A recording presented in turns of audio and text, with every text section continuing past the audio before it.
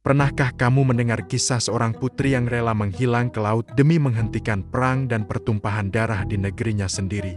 Bukan karena ia lemah, bukan pula karena takut, melainkan karena cintanya kepada rakyat lebih besar dari cintanya pada hidup. Legenda ini bukan sekadar dongeng pengantar tidur, tapi masih dipercaya dan dirayakan hingga hari ini oleh masyarakat Lombok. Namanya adalah Putri Mandalika, seorang perempuan yang memilih menjadi legenda daripada menjadi penyebab kehancuran. Dan di video ini, kamu akan memahami mengapa kisahnya masih membuat hati siapapun terasa sesak hingga sekarang. Di sebuah kerajaan indah di Lombok pada masa lampau, hiduplah seorang putri yang kecantikannya disebut mampu menghentikan langkah orang yang memandangnya. Putri Mandalika dikenal bukan hanya karena wajahnya, tetapi karena kebijaksanaan dan kelembutan hatinya yang jarang dimiliki bangsawan. Ia tumbuh di tengah rakyat yang mencintainya, mendengar keluhan mereka, dan memahami penderitaan yang sering tersembunyi. Bagi rakyat, Mandalika bukan sekadar putri, melainkan harapan yang berjalan di atas tanah kerajaan.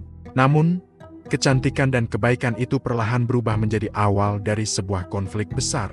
Kabar tentang Putri Mandalika menyebar jauh melampaui batas kerajaan, hingga sampai ke telinga para pangeran dari negeri lain. Satu demi satu utusan datang membawa lamaran, emas, perhiasan, dan janji kekuasaan.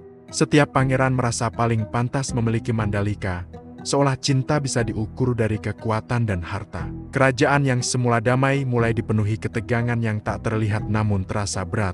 Dan Mandalika berada tepat di tengah pusaran itu semua. Ayah Mandalika mulai gelisah, karena satu pilihan bisa menyelamatkan kerajaan atau menghancurkannya. Menolak satu lamaran berarti memicu kemarahan, menerima satu berarti menciptakan iri dan dendam. Setiap malam Mandalika merenung, memikirkan masa depan yang tak lagi hanya miliknya sendiri. Ia tahu, keputusan ini akan menentukan nasib ribuan nyawa. Dan waktu terus berjalan tanpa memberi jawaban yang mudah. Para pangeran mulai bersiap dengan pasukan, bukan lagi dengan kata cinta, tapi dengan senjata.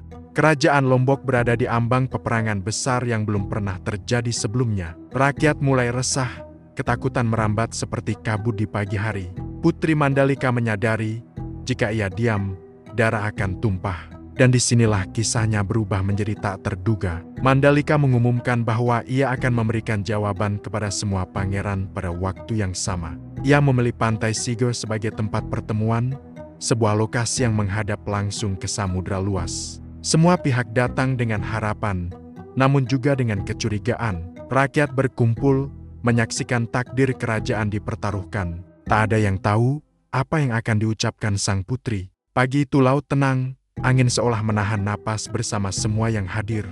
Putri Mandalika berdiri di atas batu karang, mengenakan pakaian sederhana namun anggun. Wajahnya tenang, tetapi matanya menyimpan kesedihan mendalam.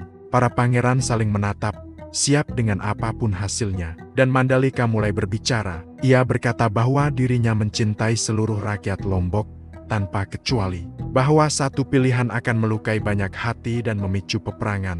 Bahwa cinta sejati bukan tentang memiliki, melainkan melindungi. Kata-katanya lembut, namun menghantam kesadaran semua yang mendengar. Namun, belum ada yang menyadari arah akhirnya. Para pangeran mulai tidak sabar, menuntut keputusan yang jelas. Suasana berubah tegang, suara ombak terdengar semakin keras. Mandalika menutup matanya, menarik napas panjang, seolah mengucapkan selamat tinggal pada dunia yang dicintainya. Dan pada detik itulah, segalanya berubah. Tanpa teriakan, tanpa air mata, Putri Mandalika melangkah maju ke arah laut. Semua orang terdiam, tidak memahami apa yang sedang terjadi. Angin berhembus kencang, ombak mulai meninggi. Dalam satu gerakan cepat, Mandalika menjatuhkan dirinya ke laut. Dan dunia seakan berhenti berputar. Teriakan menggema, orang-orang berlari, namun semuanya terlambat. Tubuh Mandalika menghilang di telan ombak. Para pangeran tersadar bahwa ambisi mereka telah membunuh seorang putri. Rasa bersalah menyelimuti pantai itu. Namun laut belum selesai berbicara. Beberapa saat kemudian, muncul cahaya aneh di permukaan laut. Air berkilau, dan sesuatu mulai bermunculan. Makhluk kecil berwarna-warni memenuhi pantai. Rakyat percaya, Mandalika menjelma menjadi nyali. Ia tak benar-benar pergi, ia menyatu dengan alam. Perang yang hampir terjadi pun batal seketika. Para pangeran pulang dengan rasa malu dan penyesalan. Pantai Sigo berubah menjadi saksi pengorbanan terbesar. Dan sejak saat itu, legenda Mandalika hidup selamanya, bukan sebagai putri, tapi sebagai simbol cinta sejati. Hingga kini, masyarakat Lombok masih memperingati Bau Nyale setiap tahun.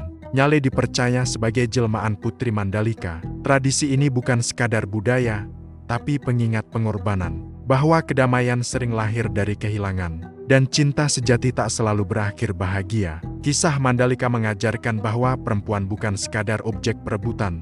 Ia memiliki suara, pilihan, dan keberanian. Legenda ini melampaui zamannya, dan relevan bahkan di dunia modern hari ini.